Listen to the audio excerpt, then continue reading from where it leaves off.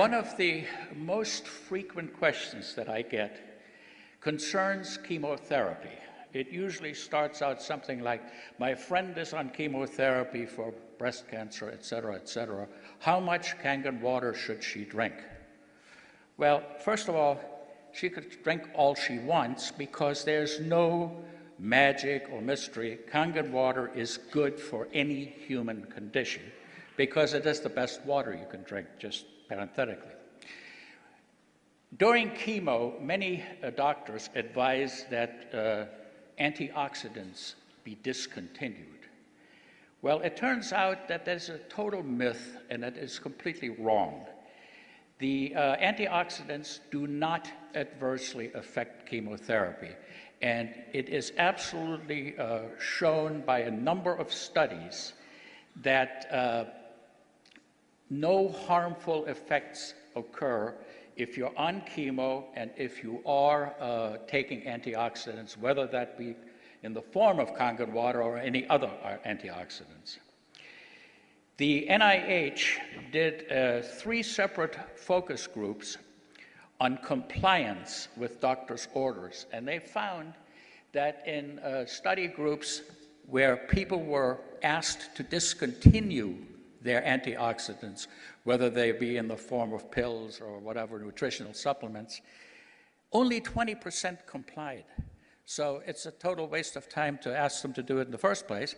And also, a review published in May of 2007 by Cancer Treatment Reviews, 855 studies were reviewed, and not one single one showed an adverse effect of antioxidants while on chemo.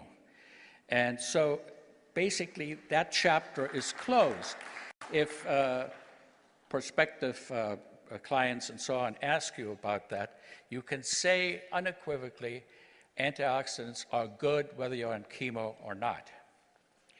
Now, what about benefits of Kangen water in patients who are undergoing chemotherapy? Are there any? Well, let me say that they are actually quite huge, and I do that based on personal experience. Dr. David Carpenter and I have corresponded, and we were friends, and he has the same experience, that the side effects that patients get with chemo, nausea, vomiting, loose bowels, etc., are much lessened in those that faithfully drink their Kangen water. And I think I know the reason why, because when you get dehydrated, all these symptoms get worse. When you get dehydrated, you may become acidotic, and all the symptoms get worse. And you know very well that this water produces an alkaline effect in the body, and that it can actually reverse metabolic acidosis. This has been proven without any doubt in laboratory studies on mammal animals that were rendered profoundly acidotic, and the acidosis was reversed virtually instantly by the administration of Kangen water. So the benefit in chemotherapy of drinking Kangen water is huge.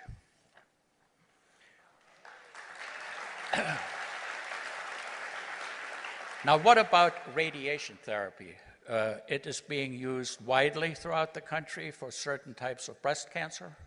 It's used for other different tumors, and of course, it produces side effects, and the side effects are usually burns. They're worse in fair-skinned people. There's nothing more, heart-wrenching to see. We get some fair-skinned Celtic person, snow-white skin, and the burns are very, very nasty. The ingestion of the Kangen water helps healing, and the topical administration of 11.5 pH water, say you take a towel or something like that, wet it very well, lay it onto the skin for 15 minutes twice a day, especially right after the radiation treatment, and it is an amazing effect that this has on ameliorating these types of symptoms, and I highly recommend it. And by the way, you don't need FDA approval for that. Water has been used to treat burns since antiquity. We know it puts out the fire.